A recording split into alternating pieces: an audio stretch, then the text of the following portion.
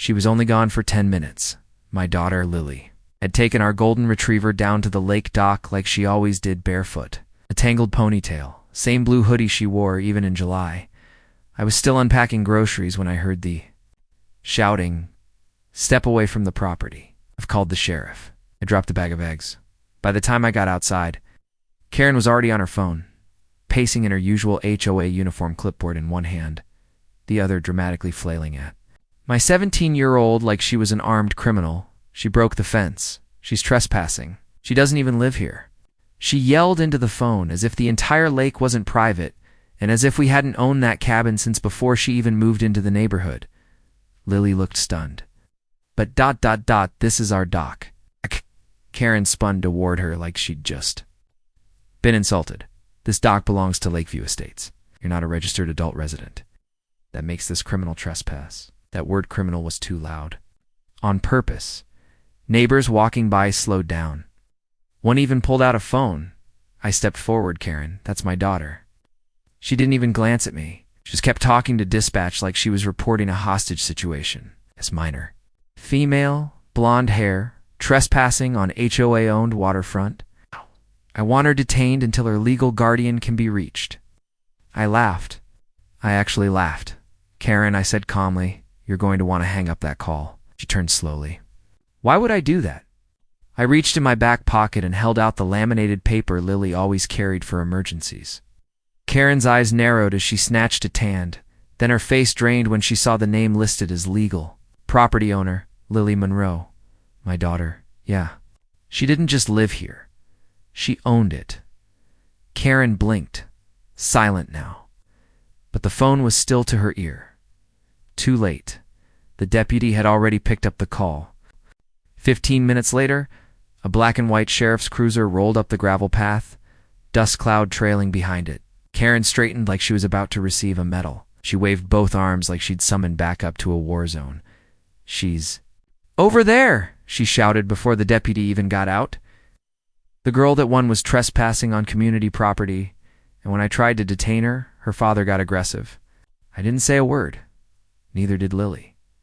The deputy's young guy, maybe late 20s, cool sunglasses, and even cooler posture, took his time stepping out. He looked over at Lily, then at me, then finally at Karen, who was already mid-rant about minors and unauthorized zones in the HOA handbook. He pulled out his notepad but didn't write anything. "Ma'am, what's your full name again?" "Karen Wilkins." "HOA board president?" He nodded slowly. "And you're reporting that the young woman was trespassing?" "Yes, that dock is HOA property, and she isn't on the lease or the title?" He held her gaze. "You sure about that?" Karen puffed up. "Of course I'm sure." He turned to Lily. "Miss, can I see your ID?" Lily handed him the paper Karen had tossed. Aside earlier, he looked at it, double-checked, then something in his jaw shifted. Like he'd just caught the scent of something rotten and knew exactly where it was coming from. "Karen Wilkins," he said, his voice calm. "You called in a false report on a legal property owner." Karen blinked. "Wait, she's just a child." "She's 17, he replied, "and legally owns the parcel, including the dock. Bought and transferred by her late grandfather 2 years ago. It's all recorded in the county system." Karen's mouth opened, but no sound came out. The deputy kept going. "You escalated the situation, tried to detain her. Now we're dealing with a misuse of emergency services." Again, Karen's voice was suddenly much softer. I didn't know she looked like some teenager wandering around. How was I supposed to?" "You're the HOA president," he cut in. "You should know who owns what before calling law enforcement." Then he looked at me. "Double quotes, sir. Would you like to press charges for harassment or false reporting?" I didn't even get the chance to answer, because Lily beat me to it. She said one sentence, with the calm of someone who knew exactly where this was going. "She told me last week she was planning to take the dock back. I recorded it." Karen's face twisted like she'd swallowed battery acid. "You what?" she hissed. But Lily was already pulling out her phone, calm, collected, not even smugged as quiet power. She tapped a few times, opened her voice memo app, and held it. Out the deputy took it, played the clip on speaker. Karen's voice came through loud and clear. I don't care who technically owns it. That dock ruins the view for the other residents. She won't stop using it. I'll make a call that gets her banned or worse. We can find a way to take it back." Silence. The deputy looked stunned for half a second, then handed the phone back like it was radioactive. He turned toward Karen, pulling a small citation book from his back pocket.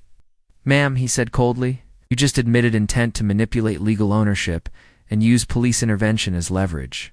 "That's not just a bad look, it's a crime," Karen stammered. "Act! But that recording is illegal." "I didn't give permission. This is a one-party consent state," he interrupted. "She doesn't need your permission." I saw it in her eyes then, the realization, the cornered, bitter dread of someone who just realized they'd picked a fight with the one family they should have left alone. Karen took a step back. "I didn't mean anything by it. It was just talk. HOA business talk. That dock violates visual standards. That dock," the deputy snapped, "is owned outright by the girl you accused of trespassing. What you meant doesn't change what you said." And then came the twist none of us saw coming. The deputy pulled out his radio and said, "Requesting a supervisor and HOA conflict liaison. This may escalate to civil harassment or fraud." Karen froze. Wait, no.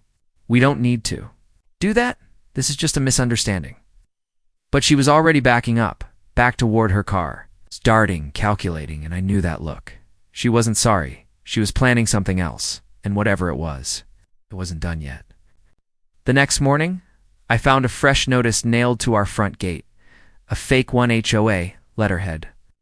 Bold red font, threatening temporary suspension of dock access pending compliance investigation. No date, no signature, no official seal, just made-up authority printed from someone's home office. I took it down, walked inside and handed it to Lily. She barely looked at it. "She's still trying."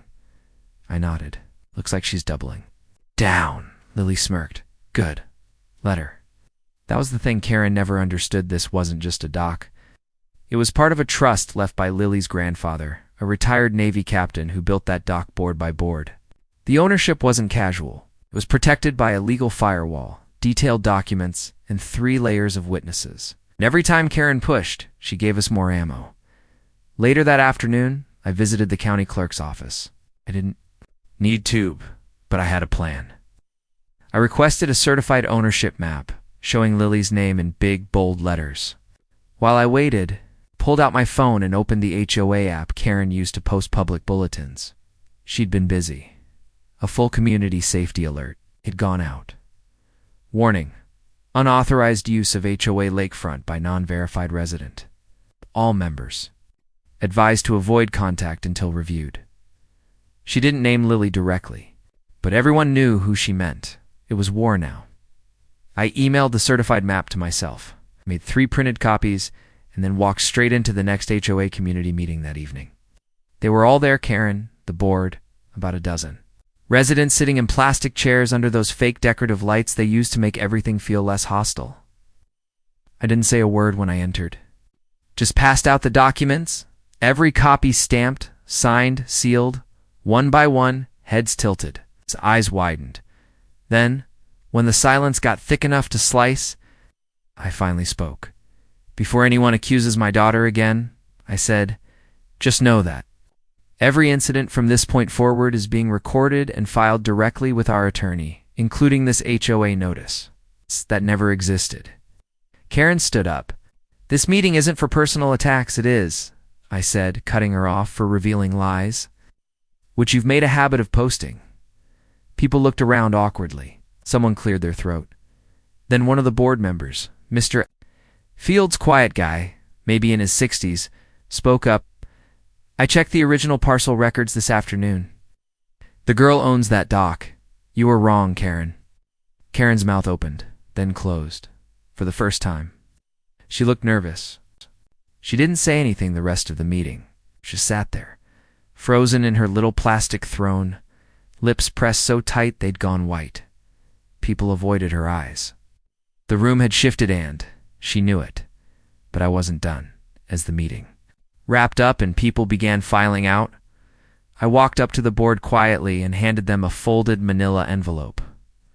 What's this? Mr. Fields asked, frowning. Evidence, I said.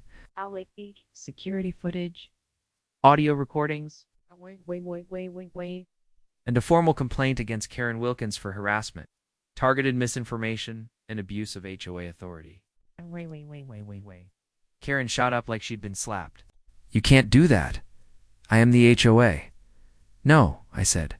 You're on the HOA, and as of this complaint, your seat is under review. She stepped forward, trembling with rage. This is retaliation. You're just mad because your spoiled little brat got caught careful, Mr. Fields said, standing now too. That spoiled little brat owns more legal ground than half this board. Karen turned to him, shocked. You're siding with them? I'm siding with the law, he replied. And then came the final blow. Lily stepped into the room. She had no reason to be there, but she did it anyway. Walked right past Karen, straight to the center, and calmly placed her phone. On the table, I recorded the meeting, she said, because I knew she'd try to twist it later. Karen's jaw dropped. You what recorded this? No, Lily said, cool and steady. The last three. The room fell dead silent. Karen looked around searching for support, but all she found were crossed arms, raised eyebrows, and cold silence.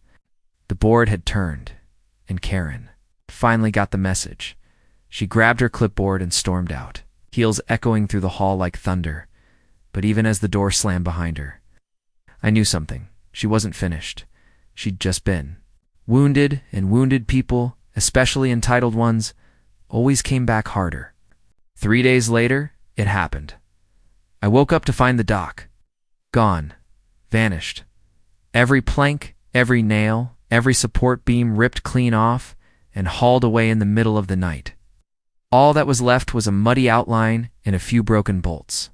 Sticking out of the shoreline like bones, I stood there barefoot, coffee mug shaking in my hand, staring at the empty space like I was hallucinating. Lily came running seconds later. Dad, ... where's the dock? I didn't answer, because I already knew it wasn't vandalism. It was strategic. Someone with equipment, someone who knew no one would be out here during a stormy weekday night, someone desperate enough to commit a felony just to erase what they couldn't control, Karen. I checked the security camera facing the house, nothing. Power had been cut for 4 hours overnight. We'd missed it. But she forgot one thing. The old trail cam Grandpa, installed half buried in the oak tree near the woodshed. I sprinted to it, yanked the memory card, plugged it into my laptop, and fast-forwarded through hours of darkness. There she was, Karen, wearing a rain poncho, standing on the dock with 2 guys contractors, maybe unmarked truck. She was pointing, giving instructions. Then the footage showed them unbolting planks, loading them into the truck, piece by piece. And at the very end, clear as Decorin, turned to the camera, smiled, and flipped it off. Lily stared at the screen. She stole it. No, I said. She buried herself. I called the sheriff. This time there were no debates, no warnings. Well, let's talk about it meetings. They issued a warrant before lunch, by sunset. They were at her house.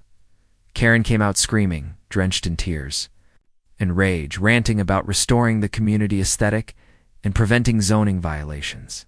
But this time, no one was listening. Not the officers, not the neighbors who stood across the street recording her meltdown, and definitely not the judge, who was about to get a full video of her committing grand theft in land owned by a minor. As she was led to the patrol car, cuffs tight around her wrists, she locked eyes with me. This isn't over, she shrieked. I smiled, finally. No, I said. It is.